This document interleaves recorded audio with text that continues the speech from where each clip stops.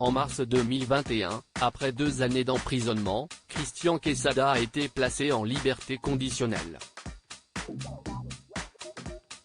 CST dans le sud de la France qu'il a alors tenté de se reconstruire après avoir été condamné pour corruption de mineurs et détention d'images pédopornographiques. Mais ce mardi 27 septembre, il a été rapporté que l'ancienne gloire des 12 coups de midi avait failli à ses obligations dans le cadre de son suivi judiciaire. Ainsi, il a été interpellé puis conduit à la prison de Perpignan.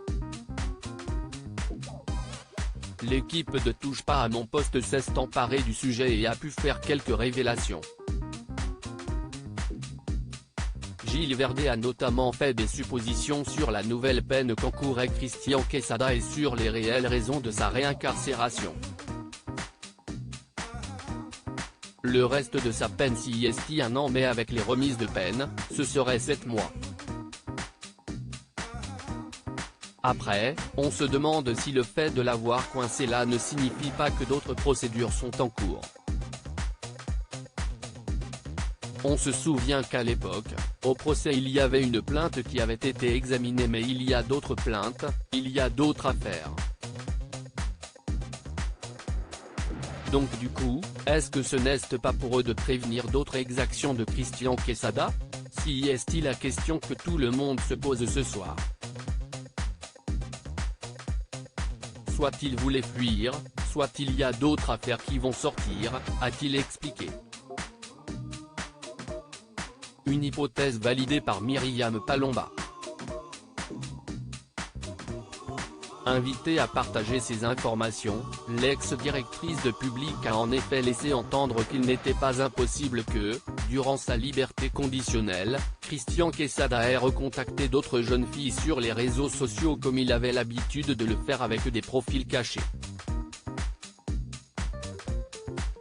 C'est pour ça que le juge veut mettre fin à tout ça, à ces risques, a-t-elle précisé.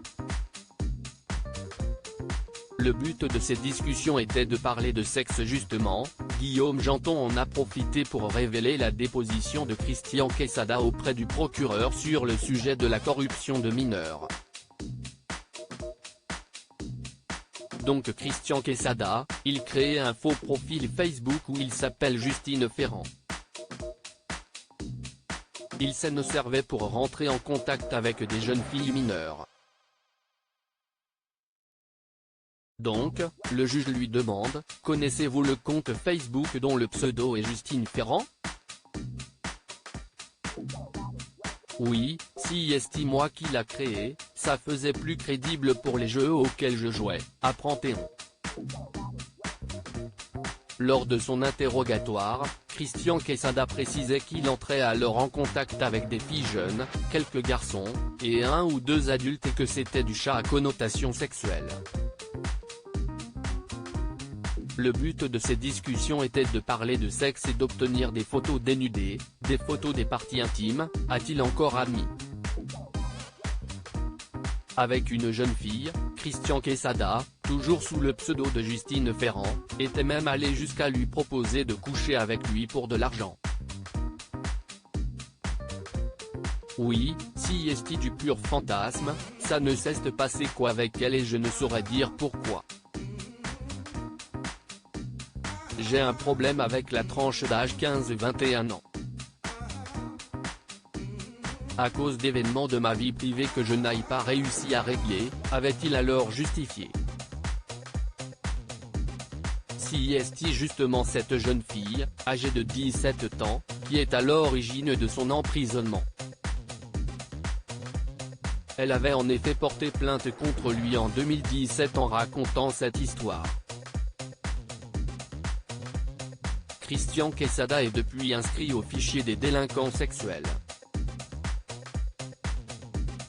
Ce qu'il faut se demander aujourd'hui si ce prédateur sur Internet, n'aurait pas récidivé. Ça poserait la question de, Quesada peut-il se réinsérer un jour? Est-ce qu'il n'est pas un prédateur qui va récidiver en permanence? C'est alors demandé Gilles Verdet. Christian Quesada fera l'objet d'une audience devant la justice le 6 octobre prochain.